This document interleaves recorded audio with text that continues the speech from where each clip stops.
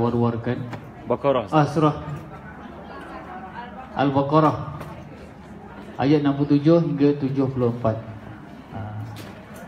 Untuk pengetahuan kepada semua ahli jemaah, di sini kita ada buat Facebook Live. Jadi sama-sama kalau para sahabat yang mungkin tak dapat datang pada hari ini boleh tengok secara langsung. Dan juga rakaman. Mungkin selepas ni kalau ada yang tertinggal, mungkin ada ayat-ayat yang tertinggal, kita boleh tengok balik, semak balik dalam Facebook Masjid Wilayah Persekutuan Kuala Lumpur.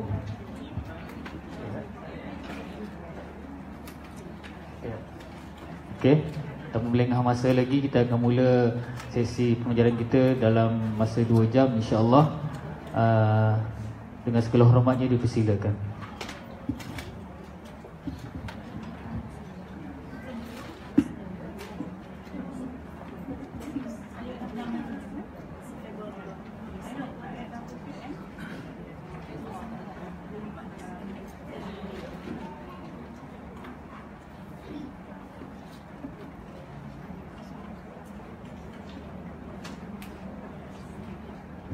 Assalamualaikum warahmatullahi wabarakatuh. Alhamdulillahi rabbil alamin. Al-qail afala yatadabbaruna al-Quran am ala qulubin aqfaluha. Adakah mereka tidak memerhatikan dengan mendalam Al-Quran atau hati mereka terkunci? Wassalatu wassalamu ala Rasulillah. Al-qail khairukum man ta'allama al-Quran wa 'allamah. Sebaik kamu adalah mereka yang mempelajari Al-Quran dan mengajarkannya kepada yang lain. Wa ala alihi wa sahbihi wa man tabi'ahu wa nasarahu wa jahada fillahi haqqa jihadih. Terima kasih kepada Al-Fadhil Ustaz Pengurusi Majlis.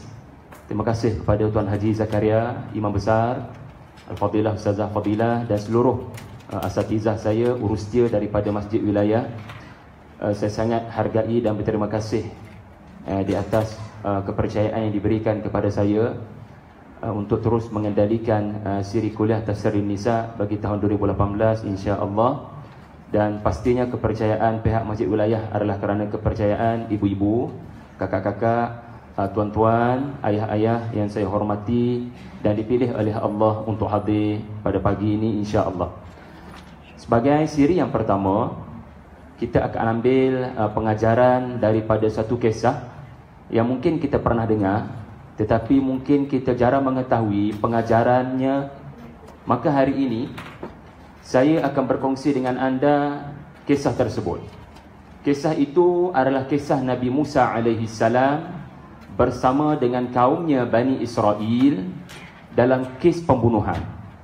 Berlakunya pembunuhan salah seorang daripada kaumnya, iaitulah Bani Israel, telah ditemui mati terbunuh.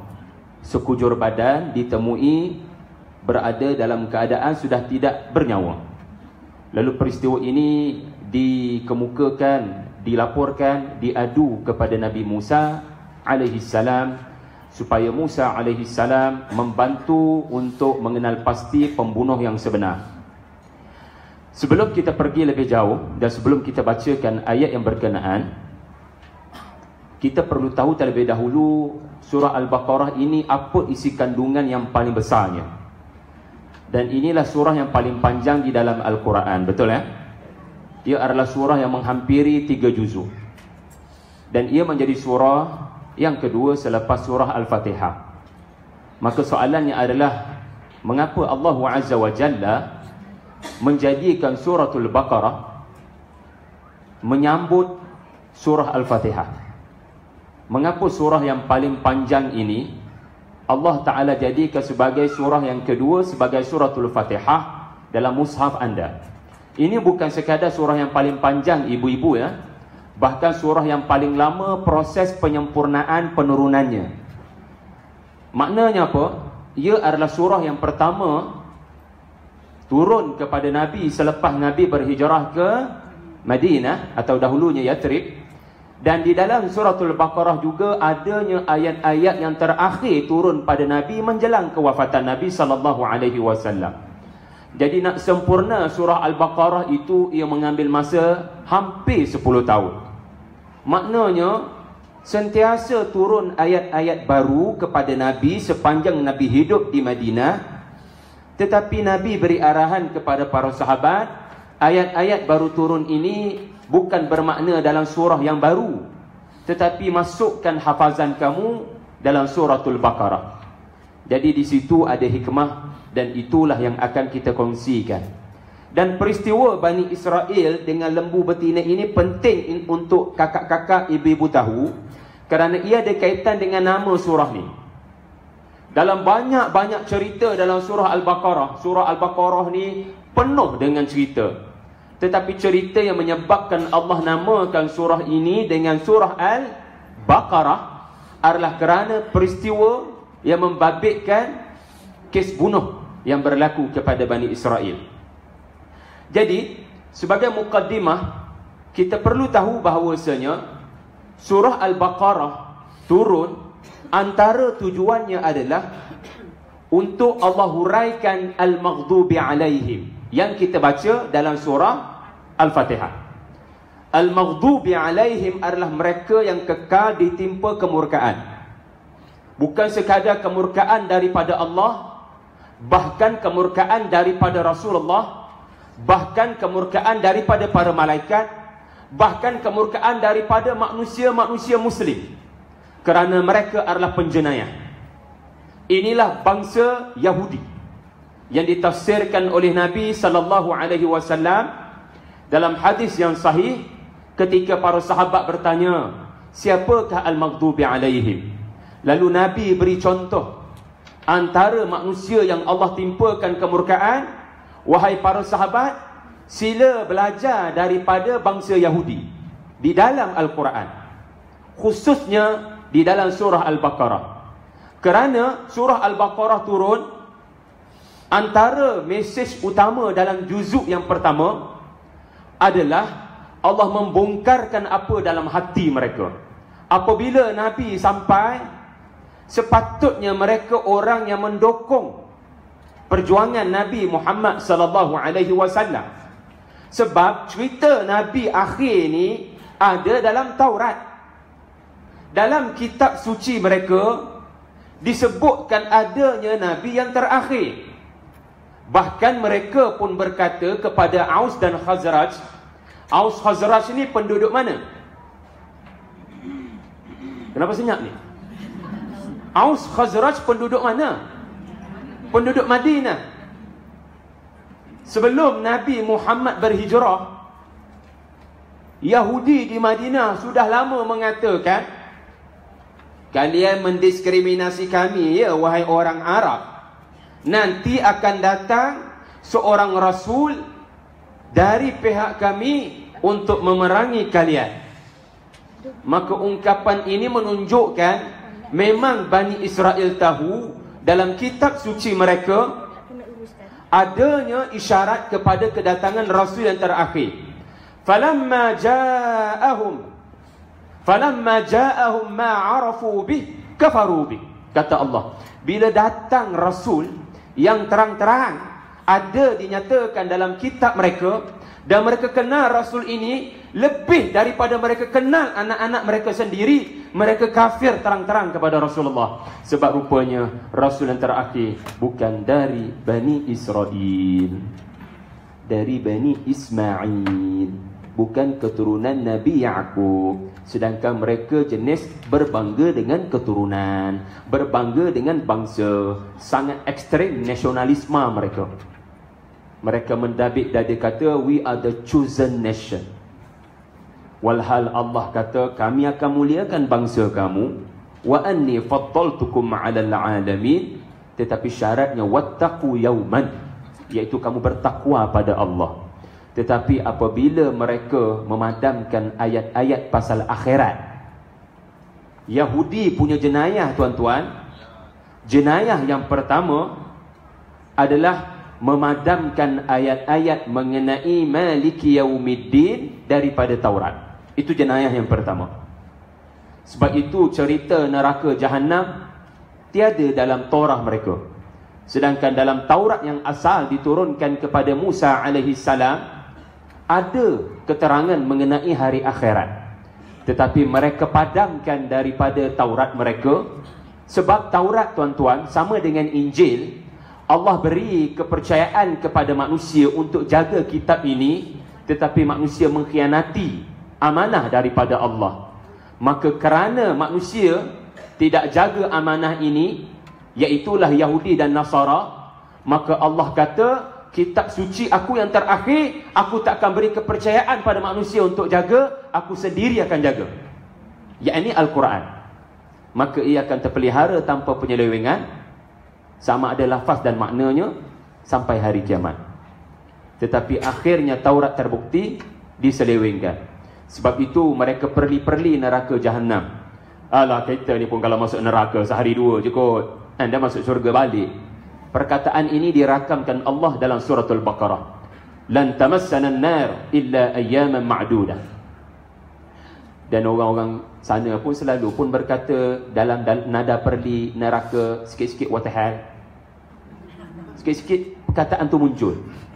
Betapa sinisnya kepercayaan tentang akhirat pada mata pandangan mereka. Ini jenayah pertama. Mereka tidak percaya kepada kehidupan selepas kematian. Maka jika begitu perangai mereka, tiada bezalah mereka dengan kafir Quraisy yang tidak percaya selepas mati ada kehidupan. Yang kedua, jenayah mereka adalah 30 tahun duduk kat Yathrib. 30 tahun duduk kat Yathrib sebelum Nabi Muhammad berhijrah. Mereka tidak pernah menegur perbuatan menyembah berhala yang dilakukan oleh penduduk Arab di Yathrib. Untuk makluman tuan-tuan, sebelum kedatangan Rasulullah sallallahu alaihi wasallam, orang-orang Aus, orang-orang Khazraj, orang-orang Yathrib, orang-orang Arab tidak jauh beza dengan perbuatan orang-orang kafir Makkah. Iaitulah mereka menyembah Hubal, Lata, Uzza dan beberapa berhala-berhala yang lain seperti Wudda, Suwa', Nasra, Ya'uq dan seumpama dengannya. Jadi sepatutnya Yahudi Ahlul Kitab yang mendabik dada mereka berkata kami adalah cucu cicit kepada Nabi Ibrahim. Mereka mengatakan mereka keturunan Ibrahim. Sedangkan Ibrahim AS memerangi upacara penyembahan berhala. Bahkan Ibrahim AS terkenal dengan baginda pernah memecahkan berhala dan meninggalkan yang paling besar. Tiba-tiba terang-terang dalam kitab mereka menyebut Nabi Ibrahim atau Abraham. Mereka tidak melakukan apa yang Nabi Ibrahim lakukan ke atas penduduk di Yathrib. Kerana mereka ada kepentingan ekonomi. Mereka ada kepentingan bisnes. Mereka shareholder dalam pasaran-pasaran yang ada di Madinah, di Yathrib pada waktu itu. So mereka tidak mahu adanya hubungan yang tidak baik dengan penduduk Arab ini. Sebab itu mereka tidak mencegah mungkar. Sebab itu mereka disebut yashtaruna bihi thamanan qalila. Mereka jual ayat-ayat Allah demi dunia. Jenayah mereka yang ketiga, ingat ke tak tu?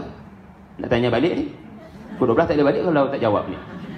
Tiga jenayah yang seterusnya adalah, jenayah yang ketiga adalah mereka, yang pertama tadi adalah penyelewengan Taurat. Yang kedua adalah tidak pernah menegur penyembahan berhala. Yang ketiga adalah melakukan konspirasi untuk membunuh Nabi. Tahukah anda dalam Sahih Bukhari adanya hadis tentang Nabi pernah diracun dan disihir. Seorang lelaki namanya Labid, seorang lagi wanita, dan kedua-duanya Yahudi. Dahlah tak beriman kepada Rasul yang diterangkan dalam kitab suci mereka. Dahlah tidak percaya kepada kalam Allah Al-Quran yang melengkapkan Taurat yang sudah diselewengkan. Ini kan pula membuat konspirasi untuk mengatur sihir kepada Rasulullah sebab tak mahu lihat Rasulullah hidup. inilah kecelakaan al-maghdubi alaihim. Jadi tuan-tuan, itu sebagai mukaddimah yang menyebabkan juzuk yang pertama Allah Ta'ala membongkarkan perangai Bani Israel di Madinah adalah mewarisi perangai orang-orang mereka yang terdahulu. Selesai. Ada soalan tak setakat ni? Tak ada, Jangan malu, jangan segan. Tak ada. Kalau tidak ada, sekarang kita pergi kepada mukaddimah yang kedua. Cerita Nabi Musa dan Bani Israel dengan kes bunuh telah disusun oleh Allah Azza wa Jal dalam juzuk yang pertama suratul Baqarah sebagai cerita yang terakhir membabitkan Bani Israel yang terdahulu. Ia adalah cerita yang terakhir. Maknanya apa? Allah terangkan di dalam surah Al-Baqarah, banyak nikmat kami beri kepada Bani Israel. Setiap satu nikmat kami beri sangatlah besar kedudukan nikmat tersebut. Tuan-tuan sendiri tidak mendapat nikmat tersebut. Tahukah anda, nikmat yang pertama adalah depan mata mereka berlakunya 9 mukjizat di Mesir, dan mukjizat yang ke-10 adalah Laut Merah terbelah dan Firaun dimatikan Allah di Laut Merah.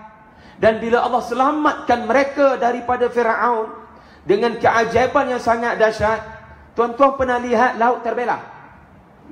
Pergi ambil tongkat Nabi Musa dekat Topkapi Saraya, istana Topkapi di Istanbul, Turki itu, dan cuba cari mana-mana laut Bosphorus. Cuba try buat. Jeng. Tak boleh tuan-tuan. Ia hanya boleh dilakukan oleh Musa alaihi salam. Tetapi lepas mereka lepasi Laut Merah tersebut, mereka boleh terlepas cakap, Musa, kami ada nampak ada patung gergasi tadi, cantik ukirannya, disembah oleh manusia di situ. Apa kata kita buat patung yang sama, kita sembah Allah, tapi perantara tu kena bagi nampak. Susahlah sembah Allah tapi tak nampak, bro. Mereka berukan Nabi Musa, dan mereka boleh terlintas untuk kembali menyembah berhala. Sedangkan 10 mukjizat berlaku depan mata. Satu mukjizat sahaja menyebabkan seluruh ahli sihir Firaun masuk Islam. Satu mukjizat sahaja menyebabkan seluruh ahli sihir masuk Islam. Ini ke-10 mukjizat. Orang Islam zaman dahulu tidak terkesan. Kemudian Allah cerita pasal nikmat yang kedua, iaitulah Allah Ta'ala akan turunkan kitab suci Taurat. Dalam kitab ini Allah Ta'ala akan beritahu apa yang perlu dilakukan oleh Bani Israel, and then Allah Ta'ala akan jadikan mereka the chosen nation. Allah akan jadikan mereka pemimpin dunia dari Palestin, dari tanah Syam. Tetapi mereka tak tahan tunggu Nabi Musa lambat sangat. Nak terima kitab Taurat apa cerita sampai sebulan lebih. Sampai 40 malam berada di Tur Saina. Tak balik-balik ni apa Harun alaihi salam. Jadi mereka telah akhirnya yang tadi terlintas. Nabi Musa marah, mereka terasa. Tapi bila Musa tak ada, mereka berani untuk mengikuti Samiri. Allah sebut nama ini As-Samiri. Samiri telah berjaya menukar dan mencairkan perhiasan-perhiasan emas yang dibawa oleh Bani Israel daripada Mesir, sehingga menjadi bentuk patung lembu yang keemas-emasan dan mengeluarkan suara. Mu, katakan begitu. Jadi bila mengeluarkan suara, sedangkan Samiri sangat genius, adalah cara dia menyebabkan patung itu mengeluarkan suara. Tetapi akhirnya jenis orang Islam, jenis dungu terus menyembah dan menganggap inilah Tuhan yang Musa terlupa nak cari. Dia cari kat Tur Saina sampai 1 bulan tak jumpa. Sedangkan di hadapan di hadapan mata mereka Samiri kata inilah Tuhan yang sebenar untuk Musa. Kurang ajar tuan-tuan.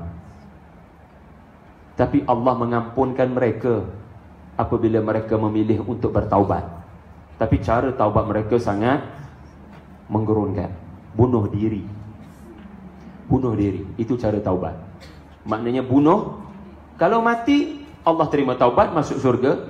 Kalau tak mati, nasib kamu cedera parah. Tapi Allah telah menerima taubat tersebut. Yang ketiga, apabila mereka sudah bertaubat, harapnya tidak mengulanglah kesilapan tu. Maka Musa alaihi salam rasa bimbang Allah tak terima taubat kebanyakan Bani Israel ini sebab nampak tak ikhlas tu. Sebab bila Nabi Musa kata bunuh diri kamu, pakat lari belaka. Jadi Musa memilih 70 orang yang terbaik. Saya tak ingatlah berapa jumlah Bani Israel sebenarnya. Ada riwayat kata 18,000 jumlah diorang. 18,000 bahagi 12 lah sebab mereka 12 kabilah. Jumlah yang sangat besar. Bahkan ada yang sampai ke tahap mengatakan bukan 18,000, 180,000. Wallahu'alam. Tapi jumlah mereka besar. Lalu Musa memilih 70 orang sahaja yang terbaik. Musa pilih 70 yang terbaik. Memang Musa kenal siapa yang paling bagus daripada yang dungu-dungu ini. So apabila 70 yang terbaik dibawa naik ke Tur Saina, tiba-tiba dalam perjalanan itu Musa berkata kepada 70 orang Nuqaba ini, kita akan bertemu dengan Allah. Saya akan berkata-kata dengan Allah Azza wa Jalla dan kita akan mengambil janji dengan Allah untuk tidak sekali-kali syirik dan menyembah berhala. Tiba-tiba 70 orang yang terbaik berkata, Musa, bolehkah kami melihat Allah itu? Takkan ia hanya privilege kamu? Kami ini bagaimana? Boleh tak kami nak lihat Allah? Lalu Musa sangat sedih dan Allah Ta'ala murka. Lalu Allah gempa bumikan lokasi mereka berada, mati belaka 70. Musa seorang hidup. Musa berdoa, ya Allah, jangan kau musnahkan kami kerana kejahilan segelintir daripada kami. Lalu Allah hidupkan balik 70. Tuan-tuan, bayangkan anda menghadapi sakaratul maut. Anda nampak malaikat apa? Israel. Dan anda tak sempat bertaubat, katakan. Mati katak macam tu. Lepas tu dikembalikan kehidupan. Apa perasaan? Alhamdulillah. Mujur tak pergi alam barzah. Dibantai di sana. Tapi makhluk ini tidak tahu bersyukur. Bila sampai ke puncak gunung Tur Saina, Musa alaihi salam berkata-kata dengan Allah. Dan akhirnya Musa mahu berbai'ah dengan Allah bersama 70 orang yang telah dihidupkan semula ini. Tiba-tiba Musa kata, sami'na wa ata'na. Bani Israel tak nak sebut perkataan tu, 70 yang terbaik yang dihidupkan semula. Tak sih. Lalu Allah Azza wa Jalla pecahkan gunung, dan batu-batu yang pecah itu terapung-apung di atas kepala diorang. Maknanya kalau kamu tak seroyak sami'na wa ata'na, batu ni akan jadi termihim bihajaratin min sijil, akan puff diorang. Terpaksa begitu spesies ni. Namun akhirnya mereka kata di mulut sami'na wa ata'na, just nak selamatkan diri.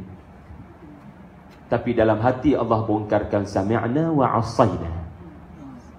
Balik turun ke bawah, 70 orang ini memimpin Bani Israel dalam perjalanan menuju ke Palestin, the kingdom of heaven, tanah suci yang dijanjikan kepada mereka. Macam-macam karenah di dalam perjalanan tersebut. Bayangkanlah terik matahari 1000 kilometer, panas terik, tapi mereka tak rasa panas. Mereka tidak terasa panas kerana awan menaungi perjalanan mereka. Tuan-tuan, bagaimana? Ada tak awan menaungi perjalanan anda? Alhamdulillah, payung.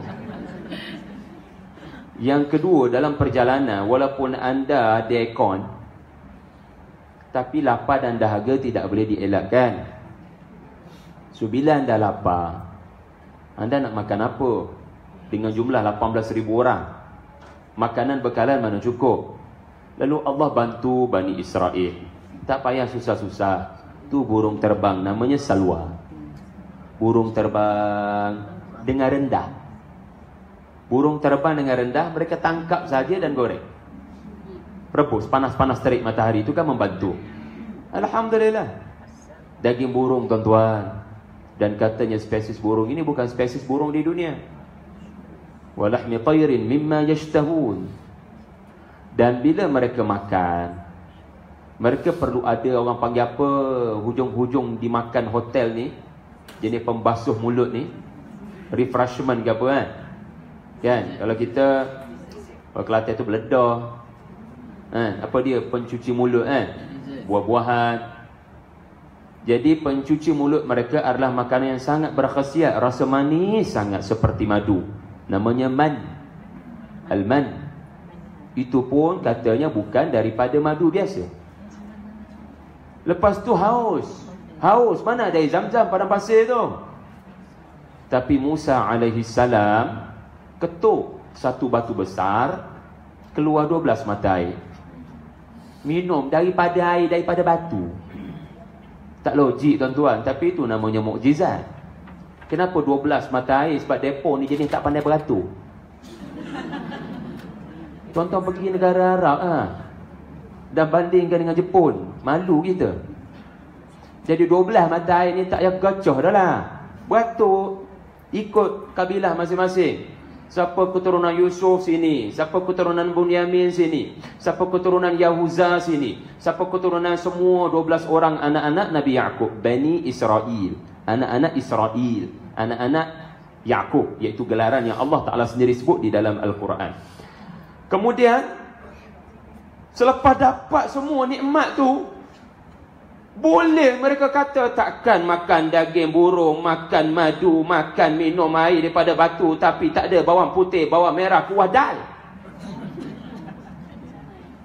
Mana benda tu? Semua mintalah pada Allah. Kurang ajar tuan-tuan, kurang ajar.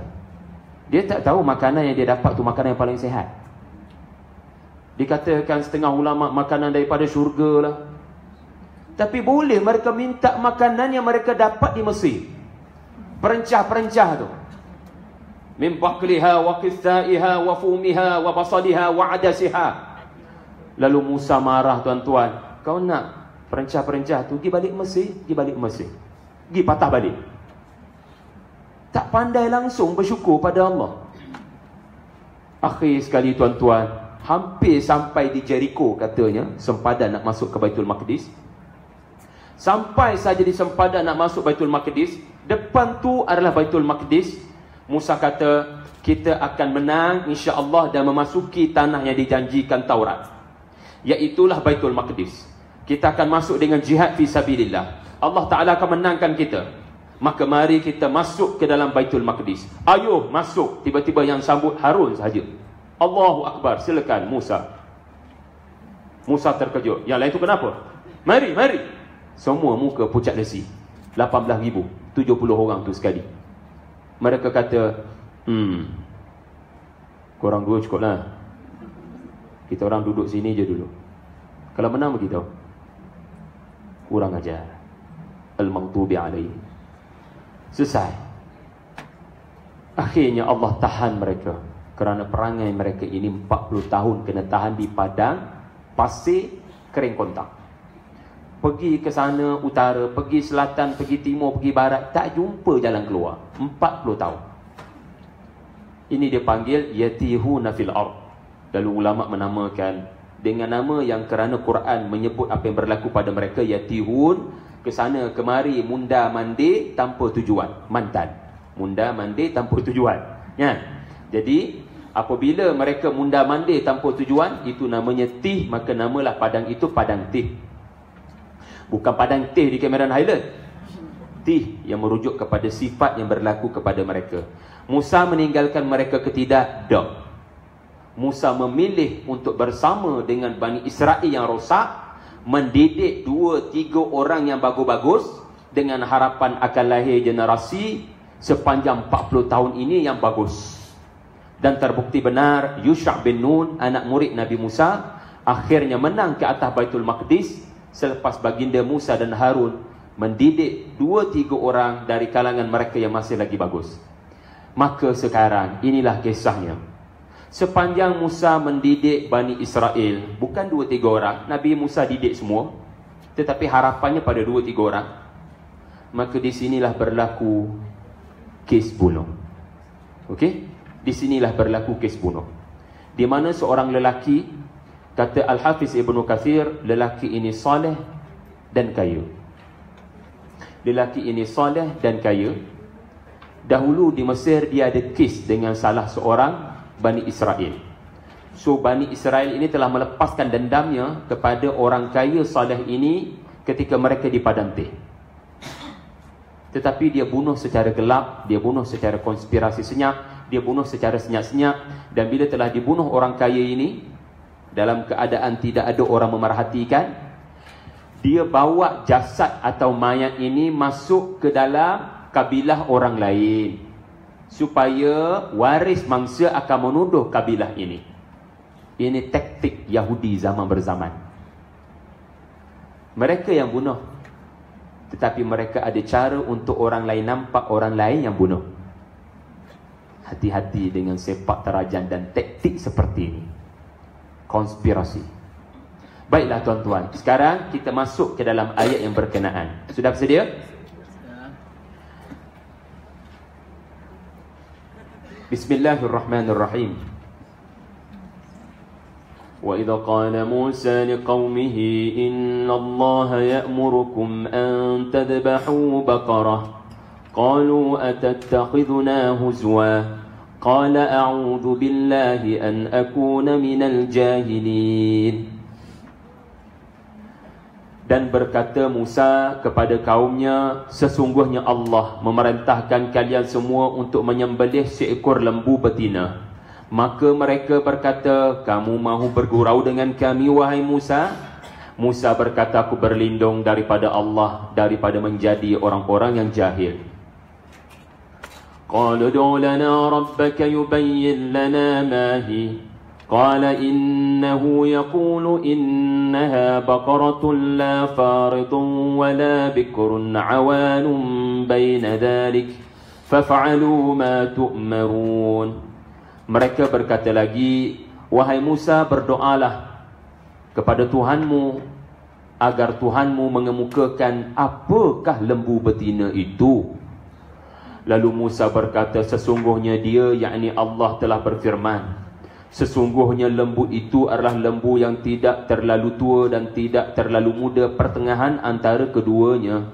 Maka tolonglah lakukan dengan segera apa yang diperintahkan. Qalu du'u lana rabbaka yubayyin lana ma launuha. Qala innahu yaqulu innaha baqaratun safra'u faqi'un launuha tasurun nadirin. Mereka berkata lagi, wahai Musa, berdoalah kepada Tuhan kamu agar diterangkan kepada kami apakah warnanya pula. Musa berkata, sesungguhnya dia, Allah telah berfirman, sesungguhnya lembu betina itu safra, kuning, faqi', kuning yang gemilang, kuning yang terang, sehingga orang terpegun dengan lembu itu dari kejauhan. قالوا ادع لنا ربك يبين لنا ما هي إن البقرة تشابه علينا وإنا إن شاء الله لمهتدون. Mereka berkata lagi, wahai Musa, berdoalah kepada Tuhanmu agar diterangkan kepada kami apakah lembu betina itu.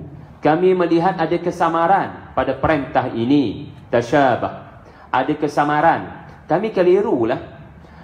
Dan sesungguhnya kalau Allah kehendaki, insya-Allah kami akan dapat petunjuk untuk mencari lembu tersebut.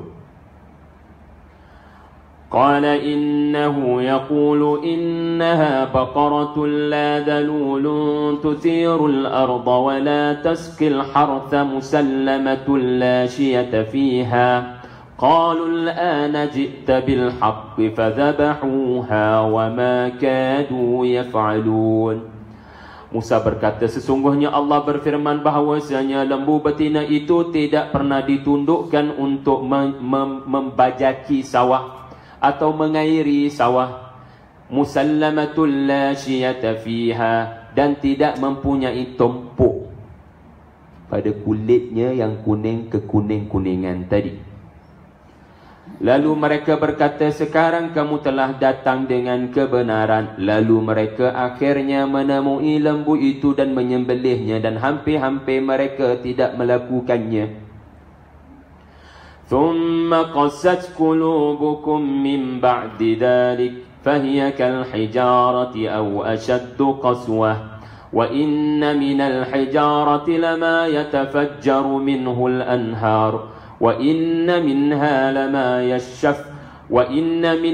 لَمَا يَشَّقَّقُ فَيَخْرُجُ مِنْهُ الْمَاءُ وَإِنَّ مِنْهَا لَمَا يَهْبِطُ مِنْ خَشْيَةِ اللَّهِ وَمَا اللَّهُ غَافِلٍ عَمَّا تَعْمَلُونَ. Sadaqallahul azim. Kemudian menjadi keras hati kalian selepas peristiwa tersebut, dan ia keras seperti batu atau lebih keras daripada batu. Dan sesungguhnya ada daripada batu, yang daripada batu itu keluarnya terpancarnya sungai. Dan daripada batu juga kekadang keluar daripadanya percikan-percikan air. Dan ada yang daripada batu itu terjatuh kerana takutkan Allah. Dan Allah tidak pernah lalai dengan apa yang kamu kerjakan. Okay. Itu nafs dan sedikit terjemahan.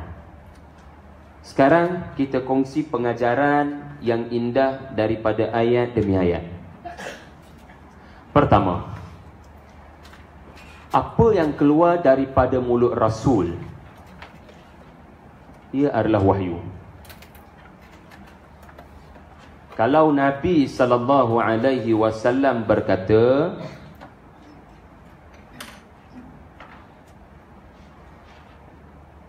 bacalah olehmu suratul Baqarah, kerana ia akan mendindingi rumahmu daripada sihir. Anda akan percaya tak kata-kata ni?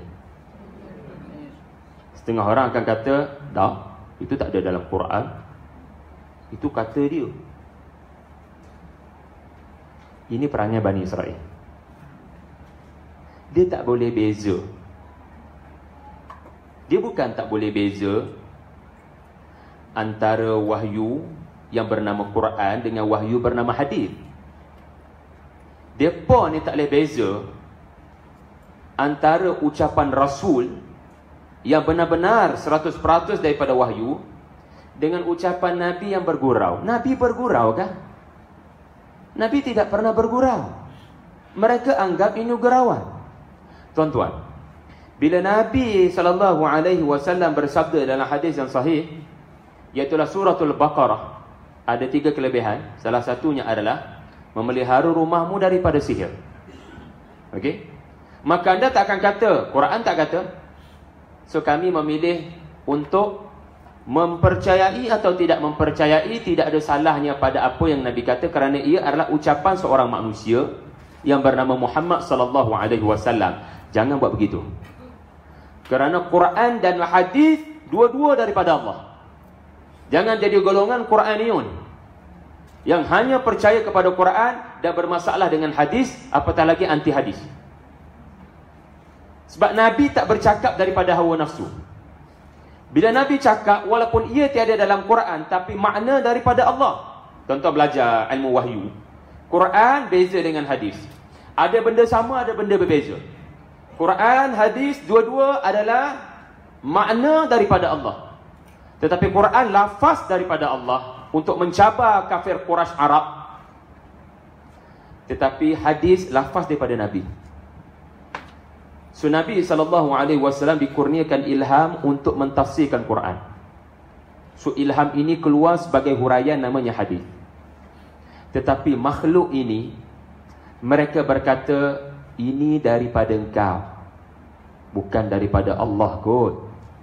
So kalau daripada engkau ijtihad, jadi dengan ini kami ingin mengenal pasti, are you sure ini kes bunuh Musa dan kau kata cari lembu betina? Bagi kami faham apa kaitan. Ni mayat ni, kita nak selesaikan siapa pembunuhnya, dan sekarang kau suruh kami cari lembu betina. Apa je? Apa connecting the dot?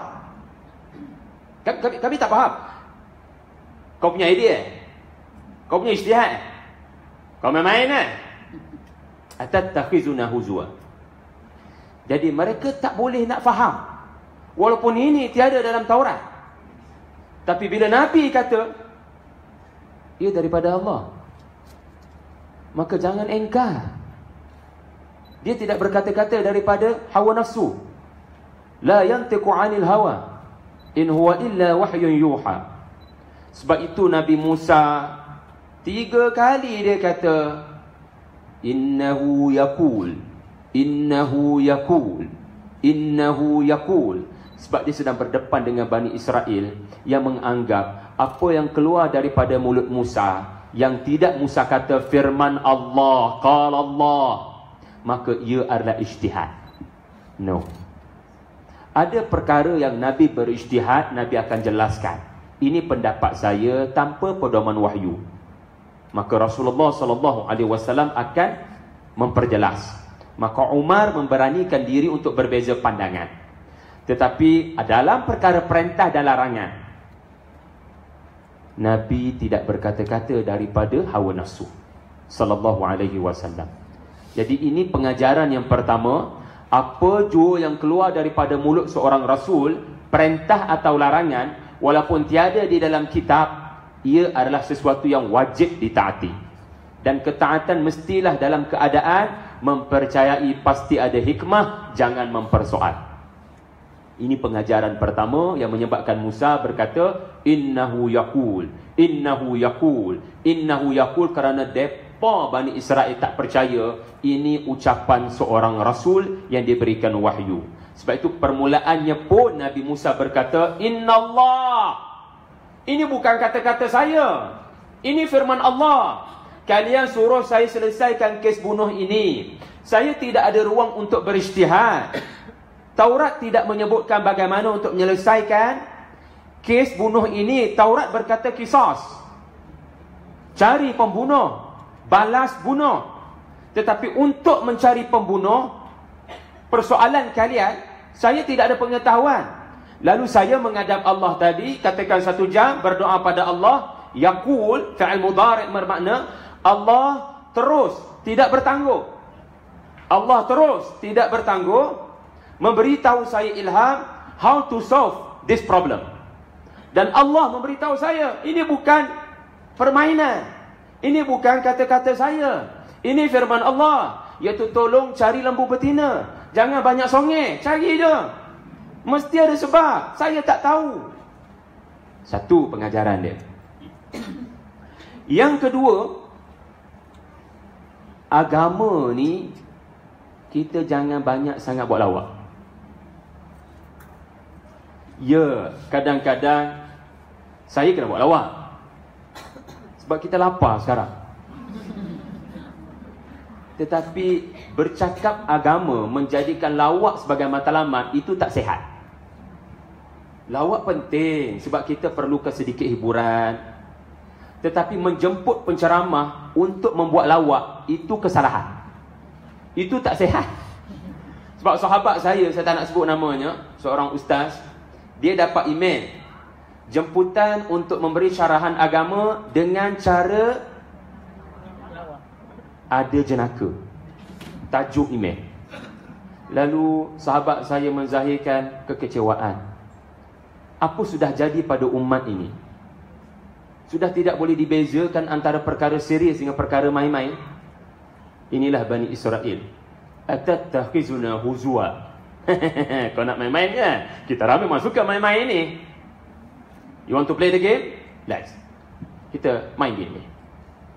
Sebab Bani Israel sepanjang berada di padang tih, mereka tidak pernah mendengar didikan Nabi Musa. Mereka sentiasa berada dalam keadaan bersembang, sikit-sikit buat lawak. And then bila Musa alaihi salam muncul untuk selesaikan masalah mereka, mereka dan lawak tidak boleh dipisahkan. Are you sure? Ya Allah, Rasulullah sallallahu alaihi wasallam ketawa tau. Nabi tak pernah serius. Nabi tak pernah serius gila. Nabi ketawa juga.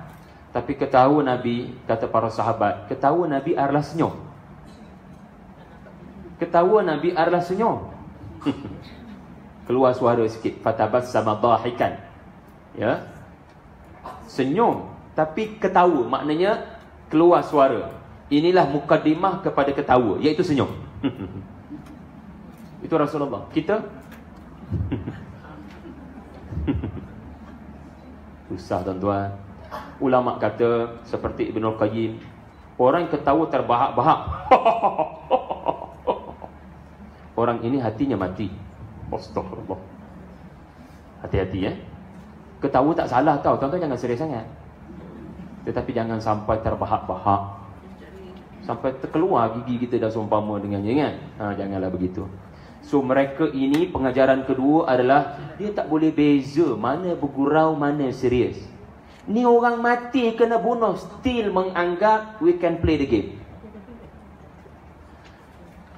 Dan ingat tuan-tuan, ini pengajaran seterusnya, yang ketiga kot satu nyawa mati bagi spesies ini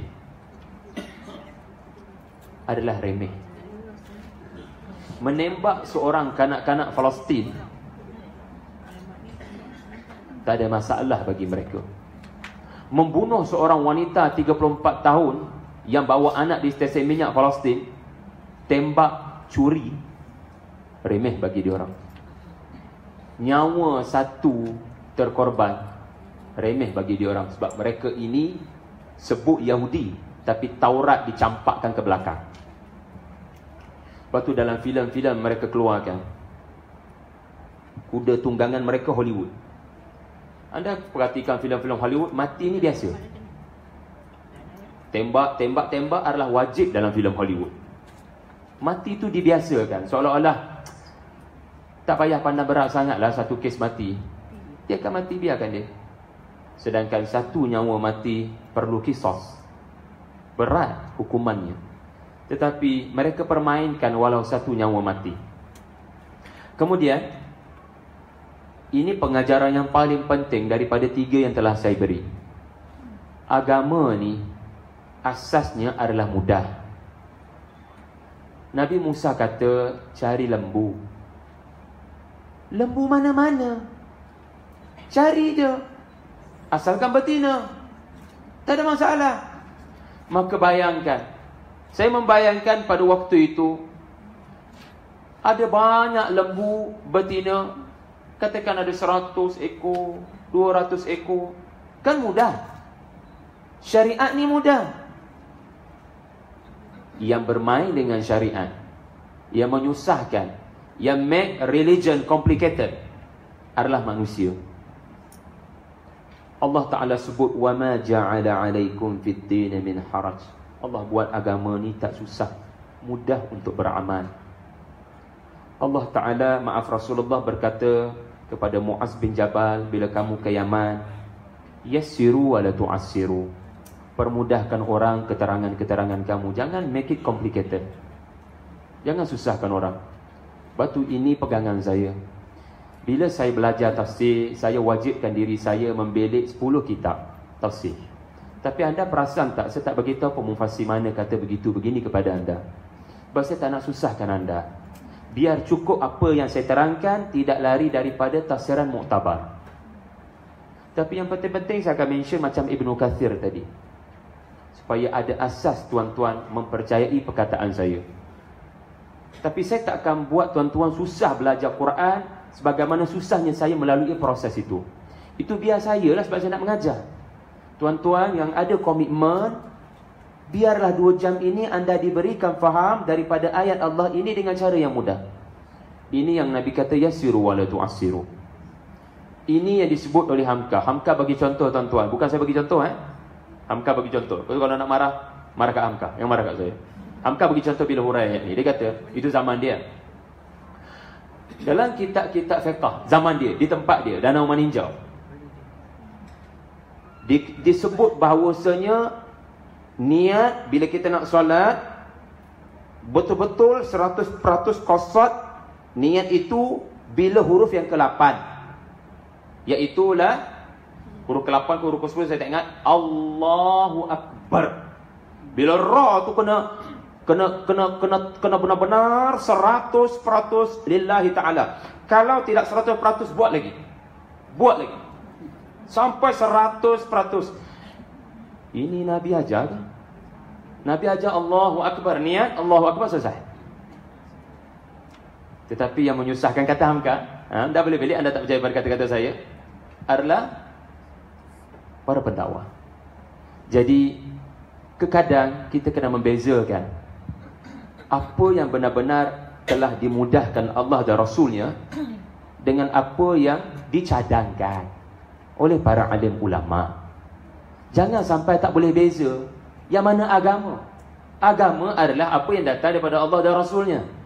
Yang selain itu adalah pilihan anda. Mungkin ulama ini sebut sesuatu untuk membantu anda meletakkan kayuku. Oh, dengan huruf yang ke-10 kita penuhkan qasad. Mudah-mudahan kita boleh untuk meletakkan kayuku, kita benar-benar sudah qasad. Tetapi janganlah sampai 10, 20 kali tak masuk juga solat. Imam dah nak rukuk dah. Jadi perkara itu bukanlah perkara yang dilakukan oleh Nabi SAW. Ya, ada surau haramkan pakai t-shirt. Saya dengar sendiri pengumuman tu. Tapi bukan di Lembah Kelang lah, ya, berita gembiranya. Surau hujung kampung tuan-tuan, kebetulan singgah semayang kat situ. Dia tak kata haram, dia kata kalau boleh anak-anak jangan pakai t-shirt semayang ni. Dan yang bagi pengumuman tu pakai jubah, pakai sebat. So budak-budak ni faham, oh kena jadi malaikat lah masuk surau ni. Kesian budak-budak tu tak datang lah surau. Tak datang lah surau. Ini ke agama ajar? Nabi ada kata ke diharamkan pakai t-shirt? Yang saya faham, kita kena tutup aurat. Dan tak mengganggu jamaah lain dengan pakaian yang ada bentuk-bentuk yang mengganggu orang lain. So di mana salahnya budak tu pakai t-shirt? Jadi biarlah kita memahami ada perkara yang Nabi telah berikan kemudahan, dan ada perkara yang memerlukan kita teliti dengan lebih mendalam. Ini contoh-contoh sajalah. Okey. Jadi kita belajar daripada ayat ini, Nabi Musa kata cari di mana-mana lembu. Kamu ada banyak pilihan kan? Jangan sempitkan pilihan. Yang sempitkan pilihan adalah kamu, bukan Allah. Allah kata just cari mana-mana lembu betina. Selesai. Kemudian a'udzu billahi an akuna minal jahilin. Ini prinsip seorang pendakwah, masya-Allah. Okey. Ayat ni bila turun pada Rasulullah sallallahu alaihi wasallam memahami, aku kena banyak bersabar dengan orang-orang Yahudi. Aku kena banyak bersabar dengan orang-orang munafik. Sebab ayat ini tidak menunjukkan Musa emosional sehingga mengatakan hampa ni jahil.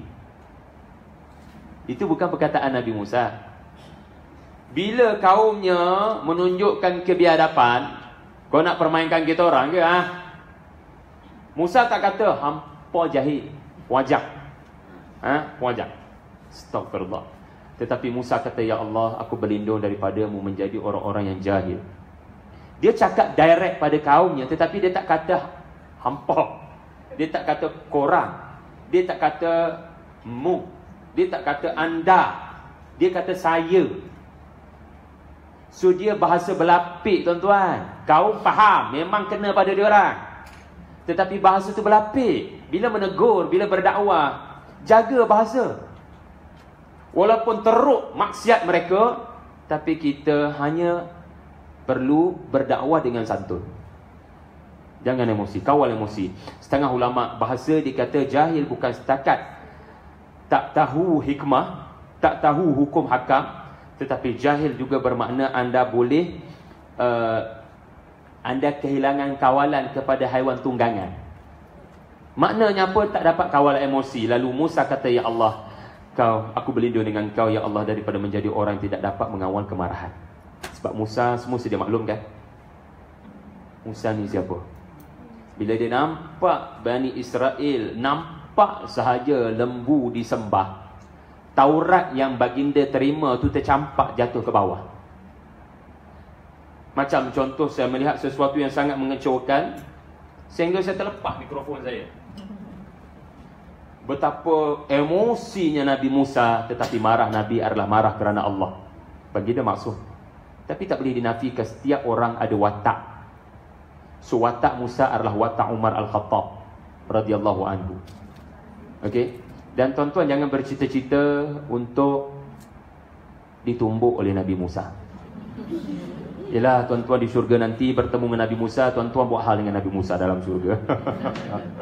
Sebab dalam surah Al-Qasas, tumbukan Musa telah menyebabkan kematian. Tapi dia tak berniat membunuh langsung. Dia tak berniat membunuh langsung. Hadis yang sahih, Musa nampak seorang manusia tiba-tiba muncul di belakangnya selepas dia semayang. Lalu Musa menganggap ini penceroboh dalam mihrab. Sedangkan manusia itu adalah malaikat pencabut nyawa yang tak sempat lagi nak clarify. Musa tumbuk, terkeluar mata, hadis sahih. Jadi jangan bercita-cita untuk mendapat tumbukan Nabi Allah Musa AS. Dia orang yang sangat kuat.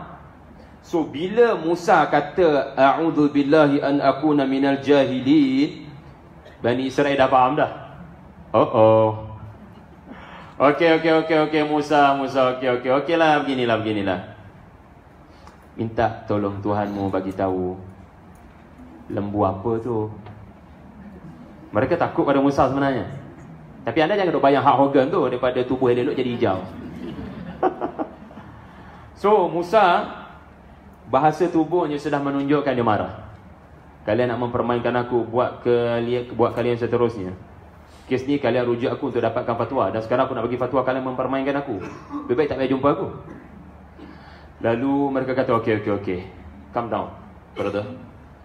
Lalu beginilah, doa pada Tuhanmu.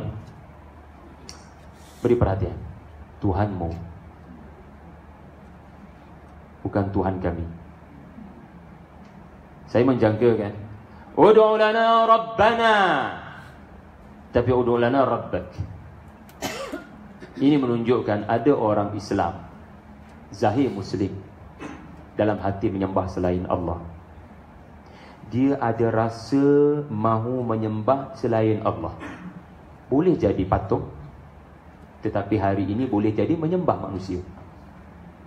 Ada seseorang yang dikagum-kagum dan dianggap sumber rezeki, lalu dia lupa Allah. Hati-hati. Orang seperti ini adalah Bani Israel. Dia tidak anggap Tuhan Musa adalah Tuhan dia. Dia anggap Musa ada Tuhannya, kami ada Tuhan kami. Sebab itu dikatakan Rabbak, Tuhan kau. Dalam hati, bukan Tuhan kita orang. Tuhan kita orang akan bagi apa kita orang nak. Tuhan kita orang tak akan susahkan kami dengan cari lembu. Tuhan kau yang buat macam ni. So minta tolongan Tuhan kau. Biadab tuan-tuan, bukan hanya kepada Nabi Musa, tetapi biadab kepada Allah. Lalu Musa bersabar mengadu pada Allah, ya Allah. Lalu Allah beritahu Musa dan Musa beritahu kepada Bani Israel, cari lembu betina yang tidak terlalu tua dan tidak terlalu muda, umurnya pertengahan. Tolong lakukan dengan segera. Maka sekarang daripada 100-200 ekor, tinggal berapa sahaja yang pertengahan umurnya. Nah, siapa yang menyusahkan siapa? Diri sendiri yang menyusahkan. Dan Musa berkata tolong lakukan dengan segera sahabat. Ini menunjukkan Musa bimbang, mereka sedang mendedahkan diri kepada azab Allah. Sebab Bani Israel belum diazab. Bani Israel hanya ditahan di padang teh. Kalau saya fikirkan dengan peri kemanusiaan, berada di tempat Nabi Musa, ya Allah, saya tak kuat, Nabi Musa kuat. Makhluk macam ni lebih layak diazab saja, kerana membuat perangai dilakukan oleh kaum-kaum terdahulu lebih teruk daripada kaum terdahulu. Tetapi dengan belas kasihan Allah, Allah hanya tahan mereka 40 tahun, harap-harapnya bertaubat sebelum mati. Tetapi akhirnya mereka perli Rasul, dan Musa mengharapkan tolong buat dengan segera, jangan banyak lagi bertanya. Tuan-tuan, daging lembu yang tidak terlalu tua dan tidak terlalu muda, artinya apa? Daging tu daging yang sehat, tidak terlalu keras dan tidak terlalu belum fresh. Ini kata Syekh Salah Abdul Fattah Al-Khalidi, ulama tafsir Jordan. Maknanya apa? Oh, kalian nak mempermainkan aku. Tak apa, aku permainkan kalian. Allah Azza wa Jal, meskipun respon permintaan Bani Israel, dan Allah sedang menghampiri kepada kemurkaannya kepada Bani Israel, tetapi saya bagi perumpamaan, walillahil mathalil a'la. Cikgu bila marah, berapa ramai cikgu bila marah, apa yang diperintahkan masih lagi ada reason dan rasional. Berapa ramai orang bila marah, dia sudah tidak boleh mengawal perkataannya, dan dia mula memberikan arahan yang tidak lagi ada kebaikan. Diri atas meja, atas kursi. Tak nak dengar cikgu cakap? Jujur kursi itu 2 jam. Marah, tapi arahan itu sudah tidak lagi waras, kerana menyeksa. Tetapi Allah Azza wa Jal, sebagaimana Rasul boleh bersabar, Allah Maha Penyabar. Walaupun mereka permainkan Allah dan Rasulnya, Allah memerintahkan mereka untuk cari lembu yang mereka mahu diperincikan, dan akhirnya perintah yang pertama itu masih ada kebaikan, iaitu lembu yang terbaik dagingnya. So still ada kebaikan kan? Tapi sekarang kamu yang menyusahkan diri kamu. Tadi aku tak ketatkan pilihan, just cari. Sekarang kamu nak aku ketatkan pilihan. Walaupun aku ketatkan pilihan, still ada kebaikan, kerana daging yang mesti dicari adalah daging lembu yang terbaik. Tidak terlalu tua, tidak terlalu muda. Nampak? So jangan emosional sangat bila marah, kerana belajar daripada Allah ada kualiti as-sabur. Allah Maha Penyabar bila melihat manusia kafir kepadanya. Subhanallah. Kemudian yang seterusnya, mereka melakukan ke tidak? Tidak. Mereka berkata, wahai Musa, berdoa kepada Tuhan kau, tolong terangkan kepada kita orang, lembu tu umur pertengahan okey, tetapi warna apa? Warna apa? Musa tak ada perkataan nak cakap. Musa mengadu pada Allah, ya Allah, ini kaumku, wahai Allah, aku pulangkan pada engkau, untuk engkau melakukan apa yang terbaik untuk mereka, wahai Allah. Lalu Allah memberitahu Musa, beritahu mereka, cari lembu yang safra, kuning, faqi', yang bersangatan kuningnya, dan boleh dilihat dari jauh, tasurru, menimbulkan satu perasaan wow. Tengok daripada jauh, kuning gemilang, lalu dalam hati kata pe. Tadi daripada 100 ekor lembu betina, sekarang tinggal 50 ekor pertengahan umur. Sekarang daripada 50 yang umur pertengahan lembu betina, sekarang tinggal berapa nak cari yang kuning? Kuning pula bukan setakat kuning macam lembu Malaysia ni, banyak kuning. Tapi kuning yang first impressionnya mana kau dapat lembu ni, babe? Susah kita orang nak cari ni. So bukan setakat kuning, tetapi tasurrun nadhirin. Bila tengok sepintas, wow. Tuan-tuan, jawapan untuk soalan kedua ini sudah mula Allah permainkan dia orang. Sebab Bani Israel adalah bangsa yang sangat mementingkan zahir sesuatu. Sesuatu yang nampak wow, mereka akan mula terpegun dan terpaku. Inilah tamadun mereka, tamadun materialistik. Mereka mementingkan pakaian yang cantik, tasurrun nazirin, orang suka tengok. Mereka mementingkan rambut yang cantik, orang suka tengok. Mereka mementingkan rupa paras yang cantik, orang suka tengok. Sepatutnya mereka fikir dah, bila dah kali kedua Allah respon, apa hikmah ya? Oh, Allah nak tegur kita kot.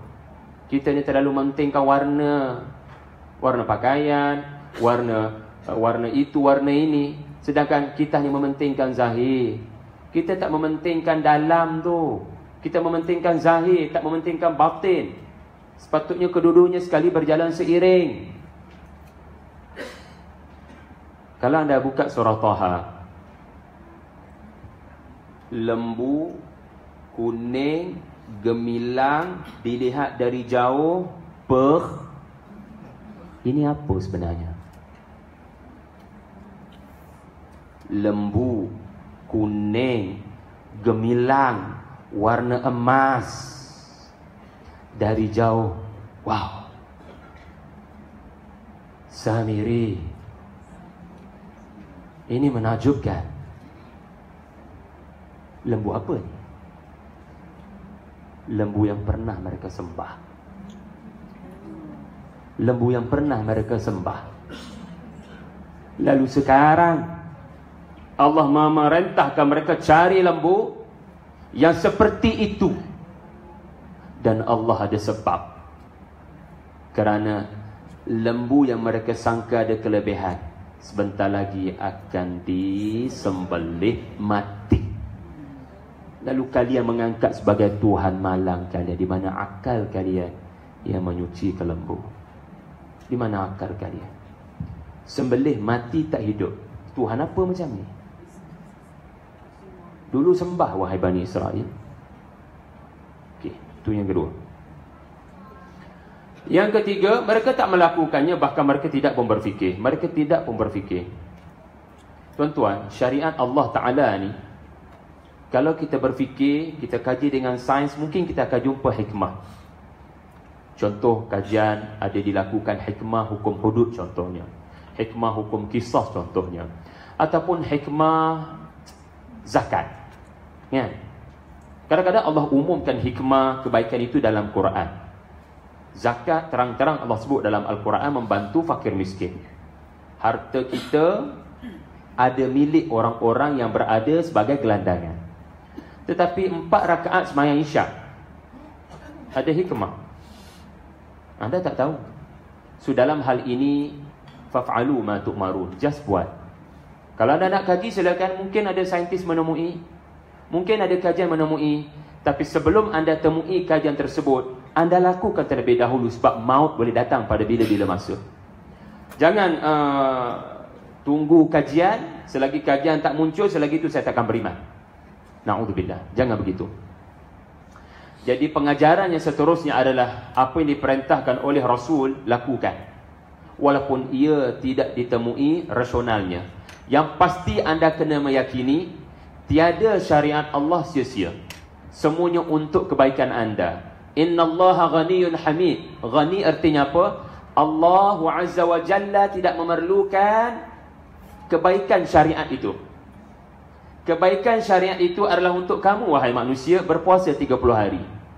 Adakah Allah Azza wa Jalla memerlukan puasa anda? Adakah dengan semua orang berlapar kekuasaan Allah bertambah? Seluruh dunia tidak berpuasa dalam bulan Ramadan pun tidak menyusutkan walau satu zarah kekuasaan Allah Azza wa Jalla.